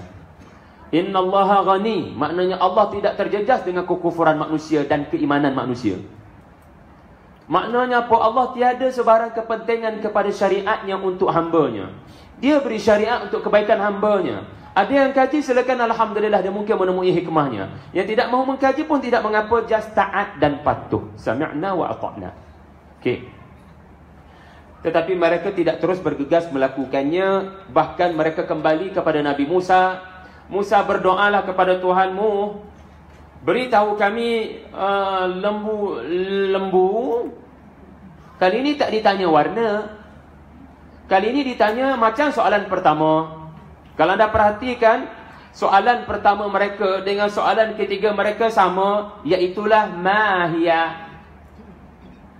Pertama tadi kan mahia juga kan. Ni mahia ayat 68. Lepas tu malaunuha. Sekarang mahia balik. Lembu. Tuan-tuan, kalau 2 kali Musa kata cari lembu betina. Apa dia? Lembu betina warna kuning. Apa dia? Ini ciri orang apa ya? Summum bukmun umyum fahum la. Summum pekak. Telinga mendengar, yang pekak adalah hati. Ciri ini jangan ada pada kita. Orang tegur tak nak dengar, dengar azan tak rasa sensitif. Na'udzubillah. Ya, inilah orang yang sebenarnya kurang upaya, kerana mereka sengaja tidak mahu mendengar ayat-ayat Allah yang sepatutnya menembusi hati mereka dan melembutkan hati mereka. Innal baqara tashabaha alaina. Kami kelirulah. Lembu mana ni? Sebenarnya Bani Israel bukan keliru. Mereka sedang melengah-lengahkan perintah Allah. Tuan-tuan, kerana melengahkan sujudlah iblis dilaknat Allah. Allah Ta'ala uji seluruh penduduk langit, malaikat dan jin apabila Adam alaihi salam diberikan ruh dan membentangkan nama-nama. Allah perintahkan dengan bergegas tolong sujud. Tetapi fasajadu illa iblis. Semua sujud tetapi iblis sedang berfikir, kenapa saya kena sujud? Berlengah menunaikan perintah Allah artinya mendedahkan diri anda pada kemurkaan. Anda belum dimurkai lagi. Sebab itu kalau anda baca suratul A'raf, Allah Maha Pengasih Penyayang. Allah tidak terus melaknat iblis. Allah tanya, kenapa tak sujud? Allah Maha mengetahui. Allah tak perlu tanya. Tetapi Allah tanya untuk anda tahu punca apa. Allah dah tahu. Tetapi Allah tanya untuk anda, kita tahu puncanya apa. Iaitulah dia sendiri menggunakan logiknya. Bagaimana saya nak sembah Adam? Adam dari tanah yang dipijak-pijak. Saya daripada api. So saya tak boleh buat masa ni. Dan kalau anda perhatikan suratul A'raf, seperti Allah Azza wa Jalla meminta kepastian, are you sure to do like this? Adakah kamu pasti untuk melakukan sedemikian? Maka barulah Allah Ta'ala murka. Setengah para ulama mengatakan, meskipun Allah Ta'ala murka, Allah tidak singkirkan lagi iblis daripada syurga. Kerana siapa yang mengganggu Adam dan Hawa dalam syurga kalau bukan iblis? Tetapi Allah tidak lagi menggunakan nama mulianya iblis, tetapi Allah menukar namanya syaitan. Syaitan. Mudah-mudahan dia bertaubat dalam syurga itu. Tetapi dia tidak mahu sekadar dia sesat, dia mahu menyesatkan Adam dan Hawa. Lalu kerana dia mula menyesat dan mengganggu dan berjaya menumbangkan Adam dan Hawa, akhirnya memakan buah daripada pohon yang terlarang, Allah singkirkan jin, iblis dan manusia sekali Adam dan Hawa ke dunia. Satu turun ke dunia dengan kemuliaan kerana mereka bertaubat, iaitulah Adam dan Hawa. Satu turun dengan laknat Allah, iaitulah iblis, laknatullah. Jadi tuan-tuan, jangan berlengah. Okey? Saya yakin semua yang ada di sini mudah-mudahan sudah menunaikan haji, insya-Allah. Saya cemburu dengan ibu-ibu semua. Yang muda-muda ada di sini, cuba letak matlamat untuk menyegerakan haji. Menyegerakan haji. Sebab saya risaulah nak bagi alasan. Kenapa kamu mati dalam keadaan tak sempat haji? Sebab senarai saya, ya Allah, tahun 2050. Masa tu nak sambut puasan 2050 pun kebetulan ni. Sebab senarai saya, umur saya 80. Lambat lagi lah. Just beri alasan, senarai beratur panjang ditabung haji. And we didn't do anything. tidak tambah simpanan supaya proses rayuan lebih mudah, ataupun tidak berusaha jadi kaya untuk supaya ada cara tertentu pergi tanpa perlu melalui tabung haji. Saya isteri memang usaha untuk cari duit lebih, sebab tak selesa untuk menunggu senarai beratur yang panjang. Memang kosnya mahal lah kalau pergi dengan swasta, kan? Memang paling kurang 50,000 kena ada dalam tangan. Tapi tuan-tuan, itulah tujuan umat Islam kena jadi kaya, supaya jadi Nabi Sulaiman belaka. Ada duit banyak boleh digunakan untuk membantu lebih ramai orang, dan duit yang banyak boleh digunakan untuk menunaikan, menyempurnakan rukun Islam yang kelima. Maksud saya, memang haji rukun Islam mastata'ta. Bila anda mampu, anda lakukan. Tetapi jangan kerana bila anda mampu, anda lakukan, anda meletakkan satu rasa selesa. Yang penting dah daftar tabung haji. Jangan. Kena ada usaha untuk rasa bersalah. Sebab mati boleh datang pada bila-bila masa, dan takut kita mati 4/5. Tidak 5/5 rukun Islam. At least umrah lah. Biar ada usaha nak jadi kaya, kerana dengan kekayaan itu membantu kita untuk pergi ke Baitullah. Surah Al-Baqarah cerita Nabi Ibrahim. Tiba-tiba kita tak pergi ke tempat dia. Macam mana kita nak merasakan ibrah pengajaran tu? Ya. Okey. Zakat pendapatan, zakat simpanan. Saya 2018, 2017, 2016 kita akan selesaikan di awal bulan. Jangan tangguh. Jangan tangguh, sebab kita tak tahu kita mati bila. Bila harta kita adanya hak orang lain.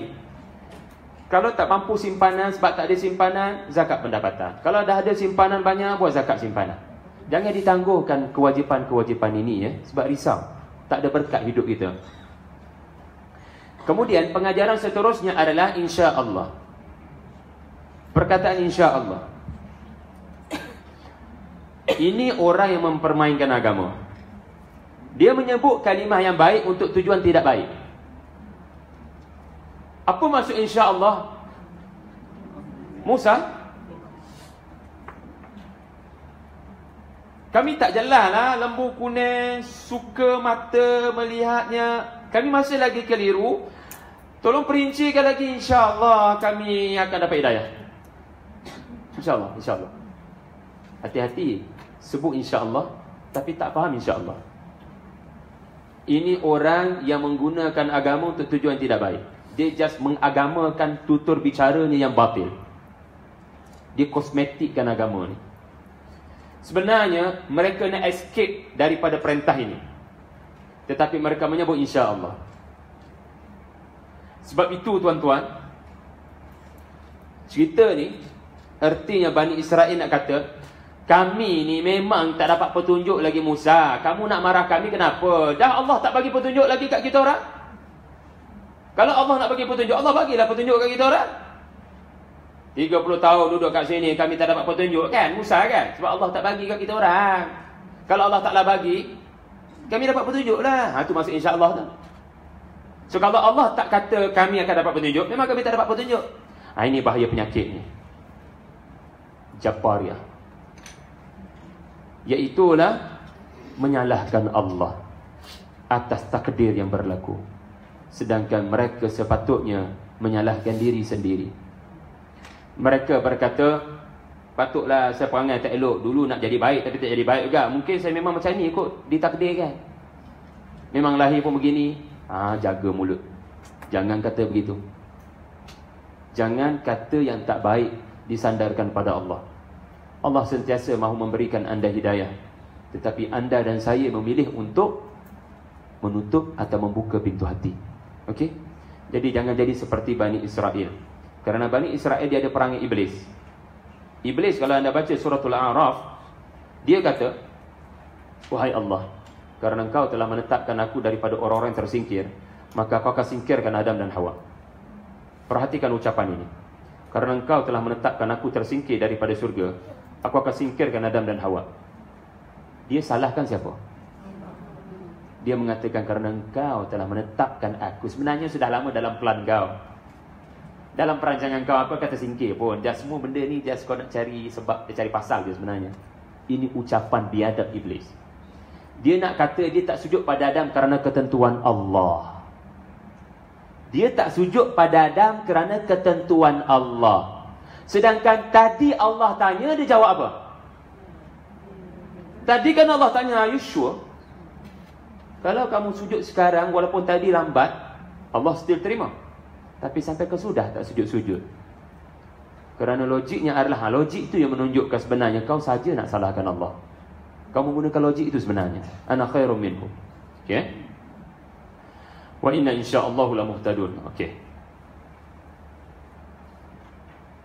Lalu Musa bersabar, ya Allah. Musa mengadu kepada Allah. Lalu Allah beri ilham yang seterusnya untuk menjawab soalan yang ketiga ini. Lalu Musa berkata, Allah berfirman, carilah lembu la dalul. Dalul ni lembu betina. Tadi mana-mana lembu betina. 50 daripadanya lembu betina yang pertengahan umur. So daripada 100 tinggal 50. Sekarang daripada 50, katakan ada 10 ekor sahaja yang benar-benar kuning, sedap mata memandang. Sekarang daripada 10 ekor, anda kena cari yang lembu kuning, ke kuning-kuningan gila gemila yang tak pernah turun ke sawah. So daripada 10 ekor nak cari kat mana yang tak pernah turun ke sawah? Adalah 2-3 ekor kot. Daripada 2-3 ekor yang kuning gemilang cantik, yang tidak pernah digunakan, hanya direhatkan sahaja oleh tuannya kerana mahalnya statusnya, syarat seterusnya adalah musallamatun la syiyata fiha. Yang 2-3 ekor ni pun jangan tangkap lagi ni, kena cari yang tak ada tompok. Setengah kata tak ada belang. Daripada 100 tinggal satu pilihan. Nak cari kat mana? Nak cari kat mana? Manusia menyempit-nyempitkan agama ni kan. Na'udzubillah. Bila saya fikir perintah Allah yang ketiga ini benar-benar menampa-nampa Bani Israel. Mereka sepatutnya berfikir, tapi mereka tak berfikir. Kalau anda fikir, cuba lihat sekejap. Apa sebab agaknya, kita agak-agak je ni, cari lembu la dalul yang tak pernah ditundukkan. Makna tak pernah dalul, tak pernah tunduk. Mereka, yakni lembu ini tak pernah ke sawah, sama ada untuk membajak tanah bagi gembur ataupun bawa air. Memang duduk di tempat special, direhatkan dan tidak perlu susah-susah turun ke sawah. Ini perangai apa ya? Bila tidak ditundukkan untuk kerja-kerja di atas muka bumi. Orang suruh bajak sawah beri air, jangan ganggu dia, biar dia rehat. It's very special for those. Ini perangai Bani Israel sebenarnya. Orang suruh taat, tak nak taat. Orang suruh zalul, mereka tak nak zalul. Orang suruh buat ketaatan, kerana buat ketaatan di muka bumi adalah proses untuk membina bekalan di akhirat. Seperti petani tanam benih, harapnya dapat dituai buahnya di akhirat. Mereka ini tidak mahu menuai apa-apa, just mahu berehat, seolah-olah syurga itu sudah ada di dunia. Ini peradaban mereka. Mereka merasakan syurga sudah ada di sini, tak payah fikir pasal kehidupan selepas mati. Maka sebenarnya Allah perli mereka, tapi mereka still tidak berfikir. So tuan-tuan nampak sekarang, di sebalik semakin pilihan itu terbatas, setiap perintah Allah tetap mengandungi hikmah kepada mereka yang berfikir. Lalu sekarang mereka kata, qalu la'ana ji'ta bil haqq. Sekarang baru kau datang wahai Musa dengan kebenaran. Maknanya apa? Al-an, sekarang baru kau benar. Artinya sebelum ini kau batil. Sekarang baru kau benar, sebelum ini kau tidak benar. Sebelum ini kau tidak benar. Selepas 10 mukjizat, selepas man, salwa, 12 mata air, ini bukan lagi orang yang pekak, sombong, buta. Buta, depan mata berlaku lautan merah terbelah. Depan mata berlaku air, 12 mata air muncul daripada batu. Tapi mereka tidak Ingat nikmat-nikmat tersebut. Ini orang yang tak ada hujah, hanya kerana merasakan rasul yang datang itu tidak mengikut KPI mereka. Na'udzubillah. Okey, boleh eh? Fadzabahuha, tapi akhirnya Allah kata mereka berjaya menemui. Tahukah anda, setengah ulama kata mereka akhirnya berjaya menemui kerana mereka tersebut insya-Allah tadi. Kalau mereka tak sebut, confirm tak jumpa. Itu dari satu sudut pandang mufassir lah. Dia panggil berkat perkataan, walaupun mereka permain. Wallahu a'lam. Saya nak anda duduk di tempat Bani Israel. Daripada 100, sekarang kena cari seekor. Agaknya berapa lama? Sehari boleh jumpa? Mungkin ia memakan masa berhari-hari dan mungkin berminggu. Dan sepanjang satu hari ke satu hari Allah gambarkan kemalasan mereka. Mereka dah tak ada mood, dah tak ada harapan dah. Tak ada harapan. Wa ma kadu yaf'alun.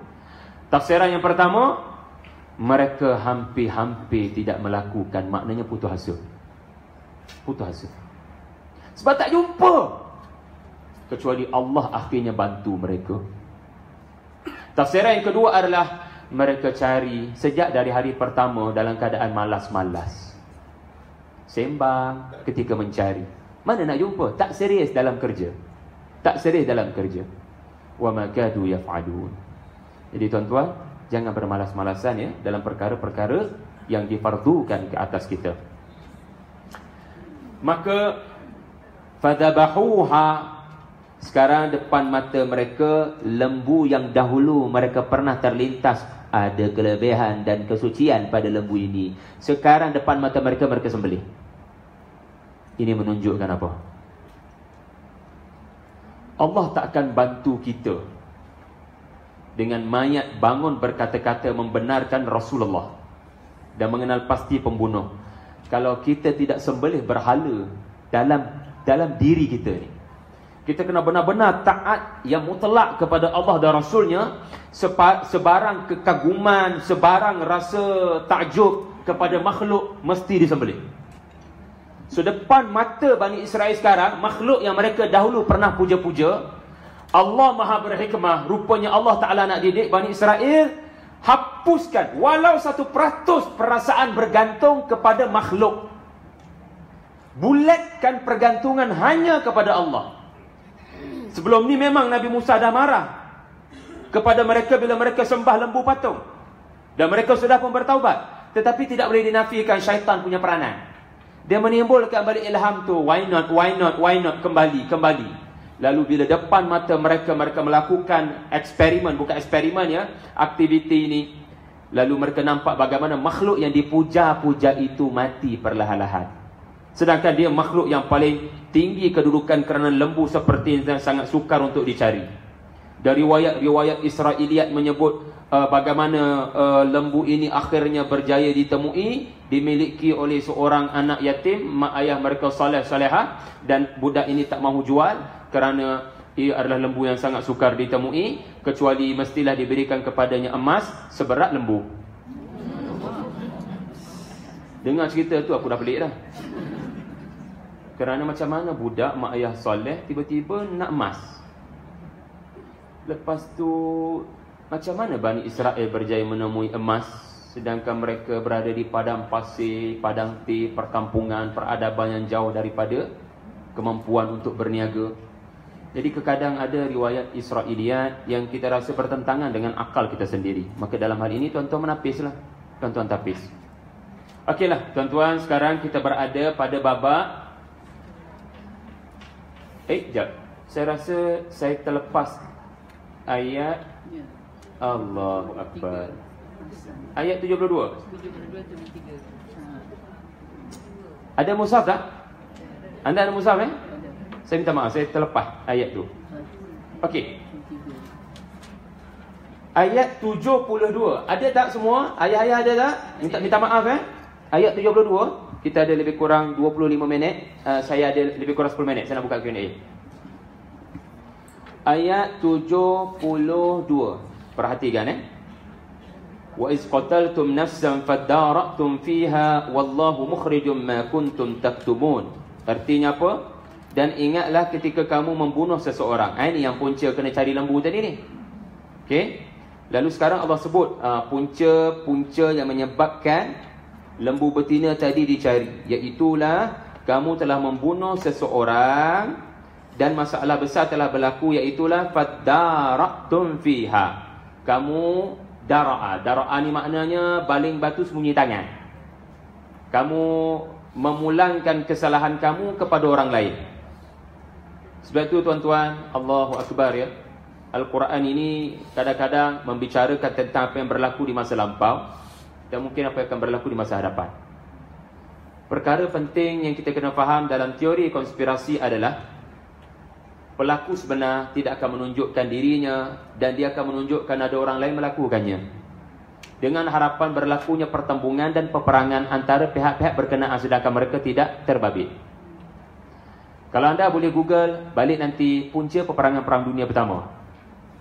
Punca Perang Dunia Pertama berlaku kerana terbunuhnya seseorang. Tetapi kenapa seorang mati terbunuh? Berapa juta terkorban?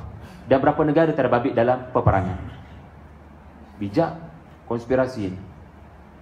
Fadara'tum adalah anda bunuh tapi dunia tak tahu. Dan anda berjaya letak mayat itu di tempat orang lain dan orang lain berbalah kerana konspirasi anda. Semoga Allah memberitahu siapa menembak pembunuh MH370, MH17, kerana hampir-hampir peristiwa ini menimbulkan peperangan besar. Kerana pergaduhan berlaku antara Ukraine, Rusia, dan kita pun hampir diheret masuk Malaysia. Pembunuh sebenar sampai ke sudah tak tahu. Penembak sebenar sampai sudah kita tak tahu. Wallahu a'lam. Jadi hati-hati tuan-tuan. Perencanaan Zionis ini bijak. Susah dah nak nampak. Baling batu sembunyi tangan. Na'udzubillah. Wallahu mukhrijum ma kuntum taktumun. Nah, sekarang kerana lembu ini sudah mati dibunuh, sudah disembelih. Bayangkan korban Aidul Adha sekarang daging-daging sudah dipisah-pisahkan. Bahagian kepala, bahagian tangan je, bahagian paha, bahagian ekor untuk sup ekor kan, seronok kan. Sekarang Nabi Musa perintahkan, nah, ambil salah satu bahagian daripada tubuh lembu betina yang sudah mati tadi, pukul mayat ini. Masa ni baru Bani Israel tahu hikmahnya. Tadi Nabi Musa tak bagi tahu sebab Nabi Musa memang sengaja Allah menguji Bani Israel. Pengajaran untuk anda. Kadang-kadang hikmah itu Allah tak beritahu segera. Allah lewatkan hikmah itu. Allah beritahu di kemudian harinya. Iaitulah selepas lembu telah dikorbankan, maka tiadalah sebarang pergantungan Bani Israel kepada lembu betina. Apatah lagi dipatungkan. So ada hikmah lain sebelum Allah menyelesaikan kes bunuh. Allah selesaikan benda yang lebih besar terlebih dahulu. Allah selesaikan benda yang lebih besar terlebih dahulu. Sebab tu pelik tuan-tuan, kalau anda ada mushaf, ayat 72 tu adalah cerita pasal seseorang mati terbunuh. Ayat 72. Sebelum ayat 72 tu cerita pasal misi mencari lembu. Betul tak? Sepatutnya mana dulu, mana kemudian? Bukankah anda, saya beritahu daripada awal tadi lagi, kes bunuh dulu menyebabkan Musa mengumumkan cari lembu. Quran susun terbalik. Lalu anda nak kata Quran telah ada masalah? No. Dalam hal ini pun kita kena belajar untuk tidak jadi macam Bani Israel. Bani Israel berkata di dalam ayat terakhir mereka, qalul ana ji'ta bil haqq. Sekarang kau benar. Maknanya apa? Mereka berlagak lebih tahu tentang kebenaran berbanding Musa, berbanding Allah. So adab kita dengan Quran, bila kita macam ada masalah nak faham, ini sepatutnya bukan ke ayat 72 ni jadi cerita pertama. Kita sendiri kena kata, aku yang ada masalah, bukan Quran ada masalah. Saya pernah dapat email, orang tanya soalan, tapi nada soalan tu saya rasa macam macam kasar sangat. Bukan kepada saya, kepada Quran. Macam seolah-olah Allah Ta'ala ni tak ada hikmah bawa cerita tersebut. Cerita apa? Cerita Khidir bunuh budak dalam surah Al-Kahfi. Dia tanya soalan, patutkah Quran cerita macam ni? Seolah-olah nak justify seseorang yang mendengar sesuatu yang gaib tiba-tiba bunuh anaknya. Kebetulan kan berita pada waktu saya di-emailkan dengan email tersebut, berita tu baru tersebar. Seolah-olah Quran justify seseorang yang boleh mendengar sesuatu yang gaib lalu membunuh orang kerana mendengar suara yang gaib tersebut, dan Khidir salah seorang daripadanya. Astaghfirullah. Soalan tersebut tak salah, tapi asas kepada soalan tersebut adalah daripada awal nampak prejudis pada Quran. Daripada awal dah nampak prejudis. Sepatutnya soalan yang lebih lunak adalah, Ustaz boleh tak terangkan apa hikmah ya Allah menggambar, Allah menerangkan Khidir membunuh budak. So at least nampaklah sopan santunnya di situ kepada Al-Quran. Kerana Khidir bukan melakukan kerana dia memilih. Khidir tiada pilihan. Dia diperintahkan Allah. Quran disebut. Khidir sendiri berkata. Jadi adab dengan Quran ni, bila anda baca surah An-Nisa contohnya, kenapa ni boleh tampar isteri ni? Ada tampar dalam surah An-Nisa ni. Pukul. Macam mana tu? Pukul. Sedangkan surah ni membela wanita ni. Ada masalah ni Quran ni. Jangan kata begitu. Yang masalah kita. Kita tak faham Quran dalam bahasa Arab. Bukan Quran ada masalah. Na'udzubillah. Okey. Surah An-Nisa membela wanita, tapi poligami ada dalam surah An-Nisa, tak ada dalam surah lain. Apa cerita ni? Apa cerita ni? Jangan kata Quran ada masalah. Masalahnya kita. Kita tak faham ayat tu. Bukan Quran ada masalah. Begitu adab kita dengan Quran, adab kita dengan kalam Allah. Sebab Allah Maha sempurna. Segala syariat ada kebaikan. Baik. Maka hikmah Allah dahulukan mereka perli Nabi, dan kemudiankan babak yang sepatutnya dari sudut kronologi, iaitulah kes bunuh. Kerana Allah Azza wa Jalla nak menerangkan perangai memperlekeh Nabi adalah perangai yang boleh berlaku kepada ramai manusia, dan ia boleh menyebabkan lebih banyak kerosakan dan bukan sekadar bunuh. Maka isu perangai di-highlight kata lebih dahulu, kerana ia boleh berlaku kepada ramai orang, sedangkan bunuh hanya boleh berlaku kepada seorang dua. Maknanya apa? Bila kita mula perli agama, bukan setakat bunuh kita akan buat. Kita akan mencetuskan pembunuhan beramai-ramai. Bukan seorang saja akan mati terbunuh bila sudah pandang lekeh pada agama. So penyakit yang lebih besar didahulukan daripada selesaikan kes bunuh. Selesai kes bunuh jadi nombor 2 sekarang. Maka Allah Maha bijaksana meminta kepada Bani Israel melakukan sesuatu yang tu didahulukan. Okeylah tuan-tuan sekalian, sekarang Allah perintahkan kepada mereka untuk memukul. Ayat 73 Anda bersama dengan saya? Okey Allah, saya nak berhenti dan kalau boleh nak bagi 15 minit tuan-tuan tanya. InsyaAllah saya cuba dengan sedaya upaya. Pukullah olehmu mayat tersebut. Okey, kenapa nak kena pukul mayat tu? Okey, sebelum tu pukul dengan apa? Dengan tangan dia orang? Sepak terajang? Tak. Dengan benda yang confirm mati, iaitu daging lembu, confirm mati. Dan mayat ni pula confirm ke mati. So caranya pukul. Kalau sentuh, tiba-tiba bangun, entah-entah memang dia tak mati betul-betul lagi. So bila pukul, bayangkan seseorang kena buli, kena sepak, kena terajang, kena pukul dengan tulang lembu, dan dia duduk macam tu, tak bergerak, matilah tu, confirm lah. So Allah nak double confirm. Confirmkan lembu itu dah mati dengan sembelih korban, dan confirmkan mayat ini confirm mati, kerana Allah akan menunjukkan ayatnya. Allah akan menunjukkan kebesarannya. Allah akan tunjukkan mukjizat yang seterusnya. Iaitulah tiba-tiba bila mereka pukul, katanya dengan ekor lembu, bangun mayat tu. Saya nak tanya anda, Wallahu mukhrijum ma kuntum taktumun. Allah kata, Allah akan mengeluarkan apa yang kamu semua pendamkan. Mayat ini akan berkata siapa yang bunuhnya, betul? Itu adalah kefahaman anda yang biasa. Cuba anda letakkan diri anda di tempat pembunuh lelaki itu, dan anda sedang berada menyembunyikan diri di dalam himpunan ini. Sebab semua kena ada. Tiba-tiba orang yang anda bunuh, pada awalnya Musa takkan buat apa-apa kot dengan mayat ni, takkan daging lembu ada kaitan dengan mayat ni, tak ada kaitan kot. So anda pun berdiri bersama, sedangkan anda pembunuh yang sebenar. Tiba-tiba mayat tu hidup. Tak payah tunggu mayat tu cari siapa pembunuhnya, muka anda sudah beritahu anda pembunuh. Lari, lintang buka. Lari saja orang pakat tangkap anda. This is the real serial killer. Inilah pembunuh sebenar, lalu dikisas.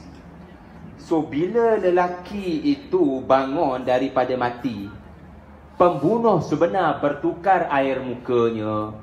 Tak payah tunggu mayat tu cari siapa yang membunuhnya. Riak wajahnya dan lariannya sudah menunjukkan dia pembunuh. Inilah realiti orang kafir bangun daripada kubur. Bila seseorang bangun daripada kubur, apa yang dia risau adalah jenayahnya akan didedahkan. Siapa yang tembak MH akan diketahui. Siapa yang bunuh Allah Yarhamah Nurin Jazrin akan ditemui. Siapa yang menghantar santau kepada fulan bin fulan akan ditemui. Maka pada waktu itu tak payah tunggu hari kebangkitan. Dalam perjalanan kepada mahsyar pun sudah gelap, kerana pucat lesi. Lepas tu Allah kata ada wajah hitam, kerana pucat tak sanggup untuk diadili. Ini dia. Lepas tu Allah Ta'ala kata wallahu mukhrijun. Hari itu adalah hari di mana Allah akan tunjukkan segala apa yang kamu pendam. Jadi tuan-tuan, pengajaran paling besar juga adalah Allah sudah mendidik Bani Israel tentang sesuatu yang akan dihilangkan daripada Taurat. Hari kebangkitan. Inilah jenayah dilakukan oleh Yahudi di kemudian hari. Yahudi sebenarnya padam babak lembu betina. Dalam Hebrew Bible, ada babak lembu digunakan tubuhnya, katanya darah, direnjis pada mayat. Mayat tu bangun menyebut siapa pembunuh. Ini ada dalam Hebrew Bible, dalam Torah. Tetapi babak cari lembu betina tak ada. Maka difahami oleh Dr. Sulaiman Al-Ashqar yang membandingkan, yang melakukan muwazanat antara qasas dalam Quran, dalam Taurat, maka dikenal pasti cerita ini telah dipadamkan. So Quran datang, namanya surah Baqarah menyebut perkara yang sebenar. Maka bayangkan Rasulullah baca ayat ni dan Yahudi memahami ini antara ayat yang dipadamkan. Pucat lesi tak muka orang? Pucat lah. Macam mayat tadi melakukannya kepada pembunuh yang sebenar. Jadi tuan-tuan sekalian, menyelesaikan kes bunuh mayat yang sudah mati, bukankah Musa boleh menggunakan tongkatnya sahaja? Betul tak? Fikirkan sekejap. Kenapa kali ini jangan bergantung pada tongkat saya lagi? Saya nak kamu pukul sendiri, bukan lagi saya. Dan tak payah guna tongkat saya, gunakan benda yang dah mati tersebut. Apa hikmahnya? Ini menunjukkan di penghujung hayat Musa, Musa mahu mendidik Bani Israel. Kalaupun tidak 99% yang memang kekal qasad 99% ni keras hati diorang, tapi at least ada 1% akan terkesan dengan modul ini, dengan aktiviti ini. Iaitulah apa dia? Bila Rasul tak ada nanti, kita dah tak ada tongkat Nabi Musa. Tapi macam mana nak Allah tolong kita beritahu pembunuh yang sebenar? Macam mana nak dapat bantuan Allah Azza wa Jalla? Macam mana Allah nak turunkan kemenangan? Allah nak supaya kita berdikari. So Musa tidak mahu lagi manjakan Bani Israel. Sikit-sikit, okeylah mayat ini kita akan tahu pembunuh. Sekejap ya, saya nak pukulnya. Pak. So sampai kesudahlah Bani Israel akan ada dependensi, kebergantungan yang melampau kepada Rasul penyelamat. Sedangkan Nabi akan wafat. Takkan nak biar orang terus bergantung bila aku tak ada nanti. Batu Rasulullah SAW bijak. Nabi tidak lagi meminta mukjizat yang boleh nampak depan mata apabila menghampiri kewafatannya. Nabi mahu para sahabat tidak jadi seperti Hawariyun. Hawariyun, Nabi Isa bila nak berpisah, Hawariyun minta mukjizat lagi, iaitu makanan daripada langit. Makanan 12 makanan turun daripada langit. Tetapi para sahabat Nabi tidak mahu supaya ada lagi mukjizat-mukjizat yang boleh dilihat depan mata. Cukup Al-Quran, wahai para sahabatku, cukup Al-Quran. Cukup Al-Quran. Sebab kualiti para sahabat mengatasi Hawariyun. Maka Nabi mahu supaya Bani Israel belajar berdikari. Bila aku tak ada nanti, bantuan Allah boleh turun walaupun aku tak ada. Tapi kau tu kena usaha. Jangan goyang kaki malas. Bila Allah suruh cari lembu, cari. Usaha sikit, musafir. Nampak? So jangan lagi goyang kaki menunggu bantuan Allah Azza wa Jalla. Ini pengajaran-pengajaran yang indah. Dan saya rasa seperti setakat itu dulu. Silakan. Ada soalan? Boleh ajukan? Minta maaf tak buka tengah-tengah sebab saya mudah lost point bila tuan-tuan tanya soalan di tengah-tengah. Silakan. Tadi ada Ustaz pun tadi masa Perang Saudi nak masuk ke Baitul Muqaddas. Ya. Ini jadi masuk kan? Ke Baitul Muqaddas. Mereka berjaya masuk, tapi bukan pada zaman Nabi Musa. Yang itu yang soalan pertama. Yang kedua, Soalan pertama dah terjawab belum? Bani Israel pada zaman Nabi Musa tidak berjaya masuk Baitul Maqdis kerana karenah Bani Israel. Dalilnya suratul Maidah. Sila baca tuan. InsyaAllah boleh jumpa jawapan. Yang kedua? masa dia masuk Baitul Muqaddas, yang ada Palestin di situ, tinggal di situ. Ataupun benda itu memang plain kosong. Tidak plain. Sudah ada penduduk dan suratul Maidah kata Jabbarin, orang-orang yang gagah perkasa. Wallahu alam, kalau soalannya berkisar orang Arabkah yang berada di Palestin, saya tak tahu nak bagi jawapan. Sebab ini memerlukan penelitian sejarah. Kerana cerita Musa masuk ke Baitul Maqdis pasti ada kaitan dengan orang sebelumnya, iaitulah Yaqub dan keturunannya Ibrahim. Di sekitar situ. Arabkah diorang? Ada perbahasan tentang Ibrahim siapa. Dan ada yang mengatakan Ibrahim alaihi salam. Perbahasan itu panjanglah, yang menunjukkan beliau wallahu alam adalah berbangsa Arab. Nanti kita bincanglah. Dia panggil Arab kuno, pre-Arabic. Jadi benda ni benda akademik menarik kalau nak dibahaskan, tetapi buat masa ni saya tidak mampu untuk menjawab dengan tuntas persoalan tuan. Minta maaf insya-Allah. Terima kasih. Soalan yang saya tanya ni fenomena sekarang. Aha. Yang Palestin apa yang dilakukan. Menjadi capital Israel ini. Jadi kalau dia masuk, kalau dia dah ada hak dia dulu. Jadi dia memang ada hak besar. Minta maaf kalau saya salah tafsir ataupun salah anggap. Memang mereka mengatakan negara itu negara Israel. Negara yang namanya adalah nama Nabi Yaqub. Mereka mengatakan kenyataan ini untuk justify, ini hak kami, tanah kami kerana keturunan kami di sini. Tetapi keturunan yang sifatnya bagaimana? Yang setia dengan Taurat, yang setia dengan kitab Allah, bukan bunuh para nabi. Bila bunuh para nabi, Allah hancurkan Baitul Maqdis. Nanti kita akan lalu cerita Harut Marut. Kenapa Allah musnahkan Baitul Maqdis pada zaman Bukhtunassar, Nabukhadnezzar. Dan Allah haramkan mereka balik ke tanah itu. Allah haramkan mereka balik ke tanah itu, lalu mereka bertempiaran melarikan diri. InsyaAllah kalau ada kesempatan. Silakan tuan. Masya Allah, kaum ayah pula banyak tanya.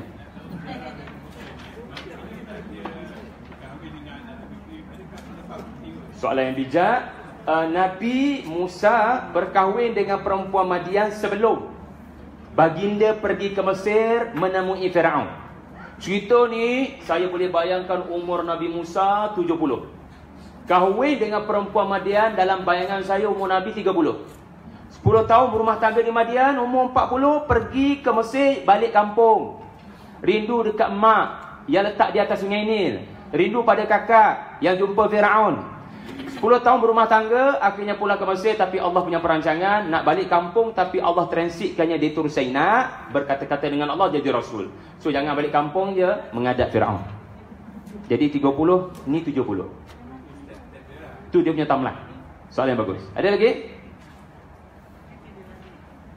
Tak ada? Jadi kalau tidak ada, terima kasih kerana setia mendengar. Wabillahi taufiq wal hidayah. Assalamualaikum warahmatullahi wabarakatuh.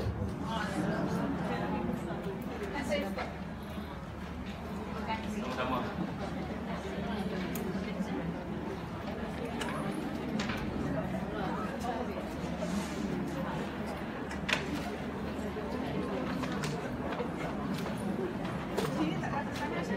Sama-sama puan.